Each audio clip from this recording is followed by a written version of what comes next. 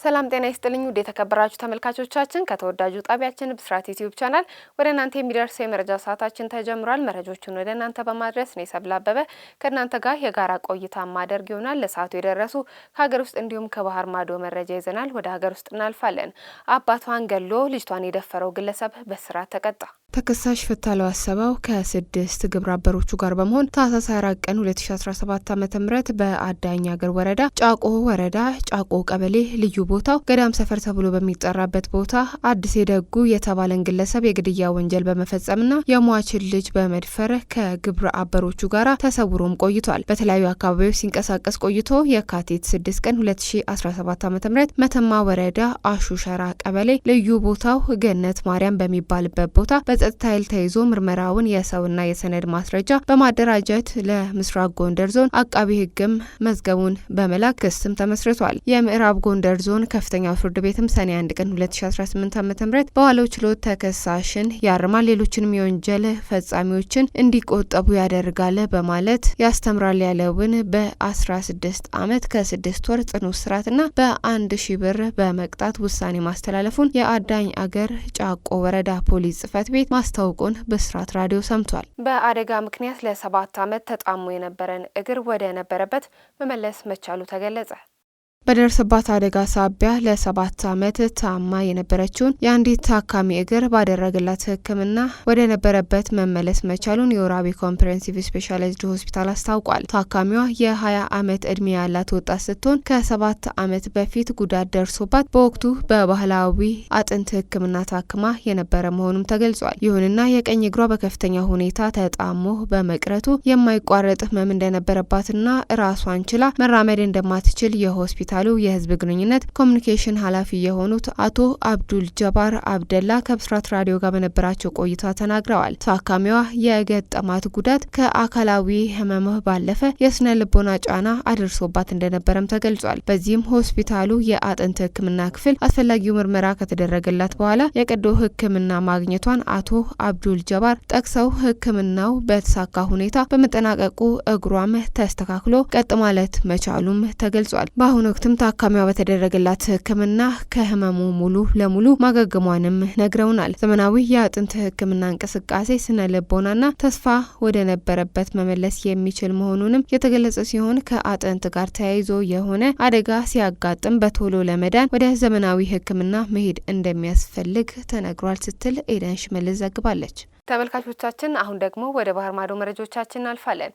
በዓለም ዋንጫ ጨዋታ ሶማሊያዊው ዳኛ አሜሪካ እንዳይገቡ ቢደረጉም በሞቃዲሾ የጀግና አቀባበል ተደረገላቸው።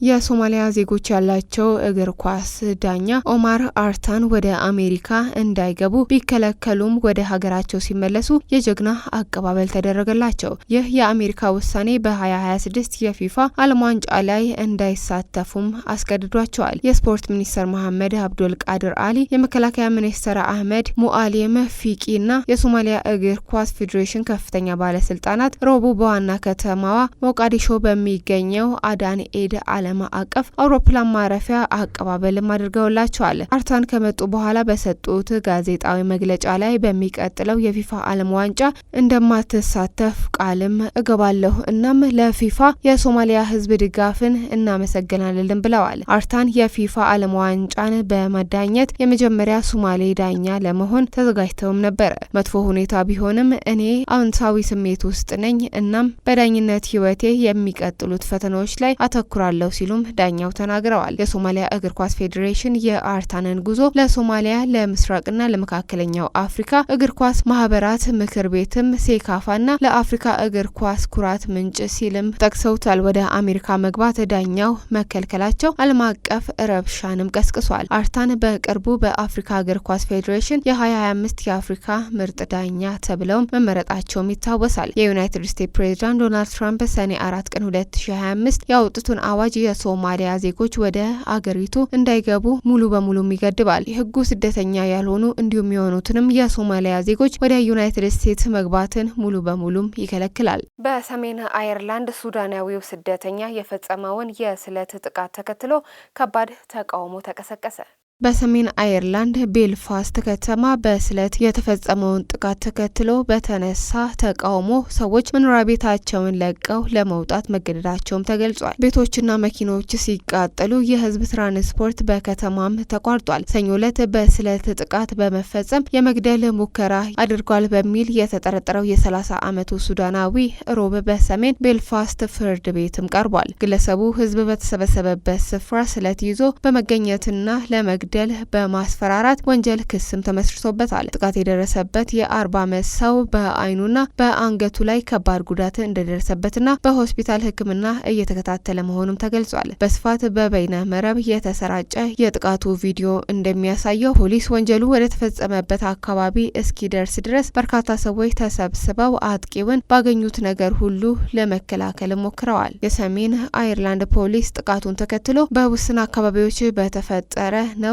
መረጋጋት እንዲሰፍንም ጠይቋል። ጥቃቱን የተቃወመው በለንደንዴሪ፣ አንትሪም፣ ኒውታውን አቤ፣ ባሌሜና፣ ባንጎን እና ቤልፋስት የሚገኙ ነዋሪዎች አደባባይ ወጥተዋል። ተመልካቾቻችን እስካሁን ስትከታተሉት የነበረው ከተወዳጁ ጣቢያችን ብስራት ዩቲዩብ ቻናል ወደ እናንተ ሲደርስ የነበረውን የመረጃ ሰዓታችንን ነው። መረጃዎቹን ወደ እናንተ በማድረስ እኔ ሰብል አበበ ከእናንተ ጋር የጋራ ቆይታ አድርጌ ነበር። መልካም ቆይታ